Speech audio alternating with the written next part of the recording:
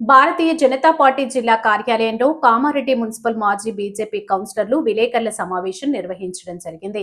ఈ సందర్భంగా 34వ వార్డు మాజీ కౌన్సిలర్ ఆకుల సుజిత్ భరత్ మాట్లాడుతూ గడిచిన అసెంబ్లీ ఎన్నికల్లో అవినీతి పాలన అంతం కోసం ఎమ్మెల్యేగా బీజేపీ పార్టీ వెంకటరమణారెడ్డి గెలిపించారు. ప్రస్తుతం జరిగే మున్సిపల్ ఎన్నికల్లో మరోసారి అవినీతి రహిత పాలన కోసం బీజేపీకి అవకాశం ఇవ్వండి.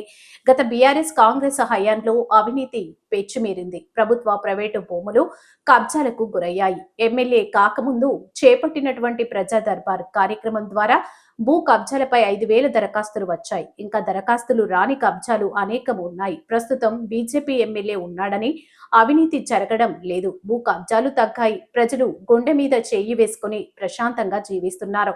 బీజేపీ నుంచి గెలిచిన ఒక్క కౌన్సిలర్ కూడా అవినీతికి పాల్పడలేదు. అవినీతి ఆలోచన ఉన్నవాళ్లు బీజేపీలో ఎక్కువ కాలం కొనసాగలేరు. కాంగ్రెస్ పార్టీ దొంగ ఓట్లను సృష్టిస్తుంది. వాటి ద్వారా మున్సిపల్ కైవసం చేసుకునేందుకు కుట్ర చేస్తుంది. ఇతర పార్టీల నుంచి డబ్బు, మద్యం ఆశ చూపి ఎన్నికల్లో గెలవడానికి ప్రయత్నిస్తారు. గెలిచాక ప్రజలను దోచుకుని అడ్డదారిలో సంపాదిస్తారు. బీజేపీ పార్టీ నుంచి సాదాసీదా వ్యక్తులే పోటీలో ఉంటున్నారు. భూ కబ్జాలు కావాలా, అవినీతి రహిత అభివృద్ధి కావాలా? పట్టణ ప్రజలు ఆలోచించాలి. కామారెడ్డి మున్సిపాలిటీలో బీజేపీకి ఒక్కసారి అవకాశం ఇవ్వండి అని అన్నారు. మున్సిపల్ ఫ్లోర్ లీడర్ పట్టణ అధ్యక్షుడు మోటూరి శ్రీకాంత్ మాట్లాడుతూ ఓటరు జాబితా తప్పుల తడకగా మారిందని, ధర్నా చేశాం, షట్టర్లు, షాపింగ్ మాల్స్, రాజ్యాలపై 100 ఓట్లున్నాయి. గతంలో బీఆర్ఎస్ ఇదే కుటిల ప్రయత్నాలు చేసింది. కమిషనర్ కు చెప్పినా పట్టించుకోవడం లేదు. మున్సిపల్ ఓటర్ జాబితాలో తప్పులపై అధికారులు నిర్లక్ష్యానికి నిరసనగా రేపు మున్సిపల్ ముట్టడి చేపడుతున్నాం.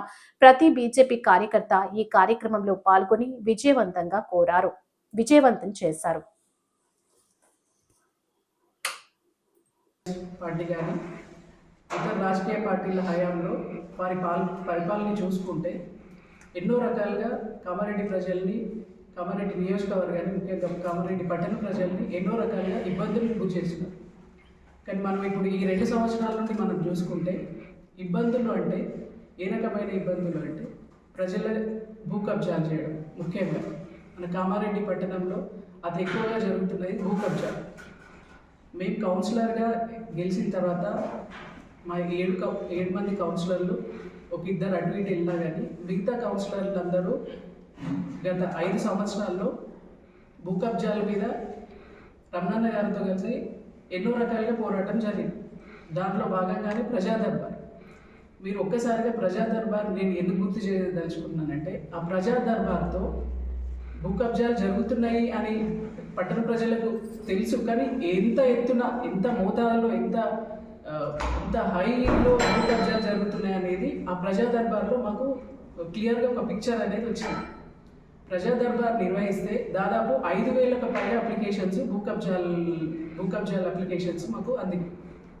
నిజంగా 10 కోట్లు ఇతర పార్టీలు అభివృద్ధి చేసిండ్రు అని మనము గత పార్టీ వాళ్ళతో చూసుకుంటే ఒక 10 కోట్ల అభివృద్ధి చేసి, ఒక 20 కోట్ల అభివృద్ధి చేసి, ఒక 100 కోట్ల భూ కబ్జాలు చేస్తే అది ఎంతవరకు కరెక్ట్?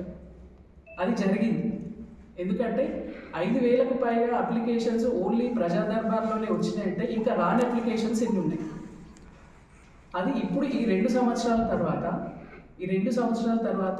భారతీయ జనతా పార్టీకి సంబంధించిన ఏ నాయకుడైనా, భారతీయ జనతా పార్టీకి సంబంధించిన ఏ కార్యకర్త అయినా మా ఎమ్మెల్యే ఉన్నాడు, ఎమ్మెల్యే అండదండలతో ఎటువంటి పనులకు పూనుకోలేదు.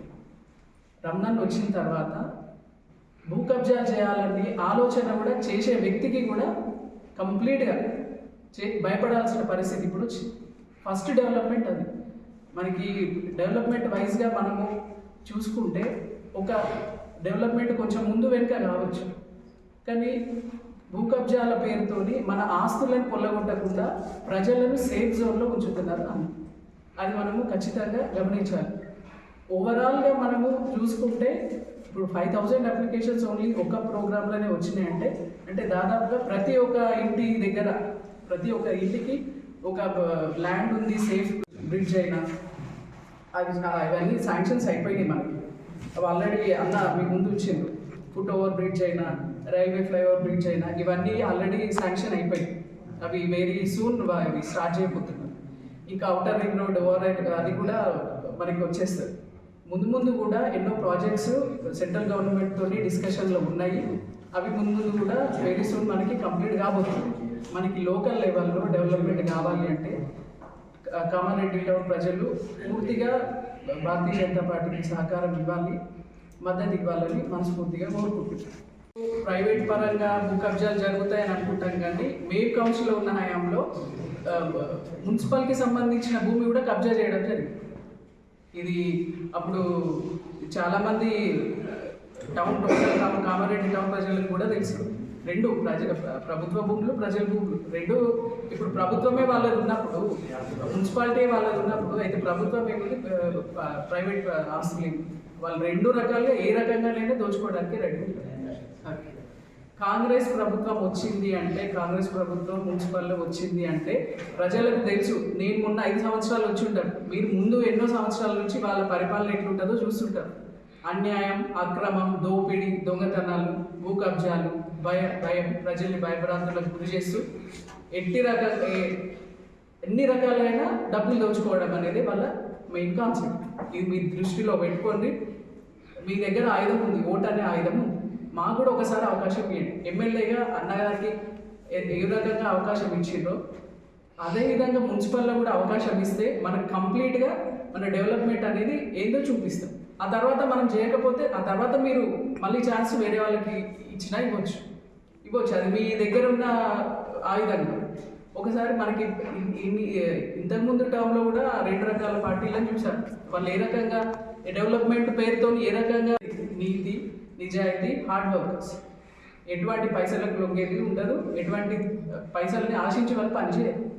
ఇప్పటి వరకు మా కౌన్సిలర్ని చూసుకున్న ఎవరి మీద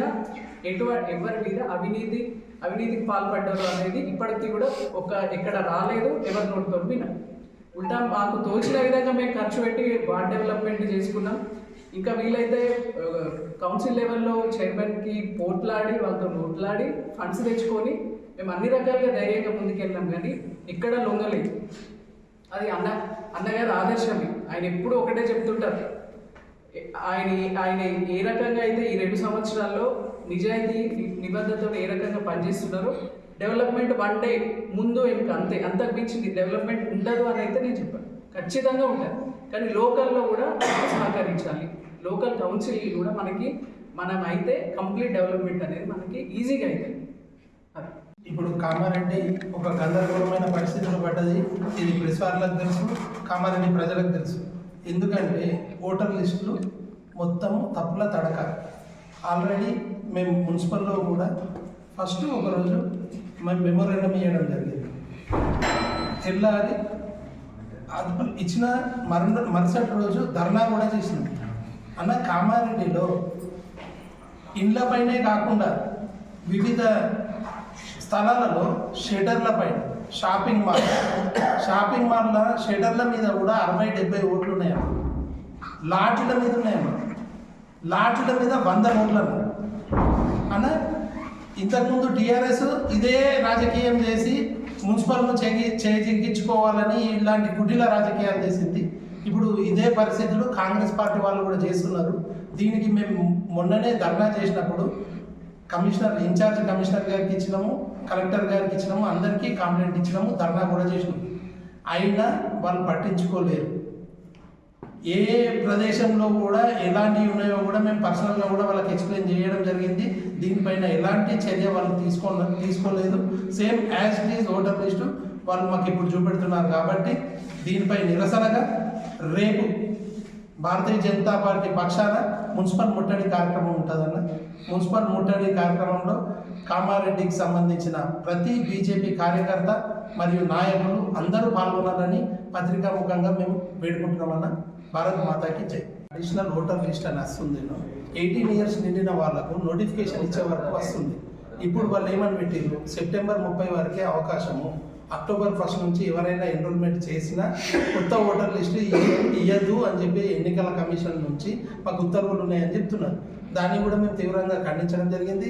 కొత్త ఓటర్లు ఎవరైతే 18 సంవత్సరాలు నిండినరో వాళ్ళు కూడా ఓటు అవకాశాన్ని వినియోగించుకోవాలని కూడా మేము తెలియజేయడం జరిగింది. తప్పుల తడక వచ్చిందని మేము ఒక్కలం కాదన్న. మున్సిపల్ కమిషనర్ గారు సమావేశం పెడితే అందరు వచ్చారు. అంటే తప్పులు ఉన్నాయని మీకు కూడా తెలుసు, మీరు కూడా పాత్రికేయులు మీ వార్డులలో ఏమేమి తప్పులు జరిగిందో తెలుసు. దీని గురించి ఎలక్షన్ల తర్వాత మేము చేస్తే అది జరుగుతుందా అన్న? ఇప్పుడు ఎలక్షన్లు ఉన్నాయి కాబట్టి దానికి మేము ఓటర్ లిస్టులు చేంజ్ చేయాలని మేము ఈ ధర్నా కానీ ముట్టడి కార్యక్రమం కానీ చేస్తున్నాం. రాజకీయ లబ్ధి కోసం చేసేది ఉంటే ఇప్పుడు చేయాల్సిన పని ఏం లేదు కదన్న. ఎలక్షన్లు ఉన్నాయి కాబట్టి ఓటర్లు మార్పిడి జరగాల, ఇప్పుడు అవి ప్రక్షాళన చేయాలనే ఉద్దేశంతో ధర్నా కార్యక్రమం కానీ మెమోరాండం కానీ రేపు జరగబోయే ముట్టడి కానీ ఈ లాడ్జింగ్లలో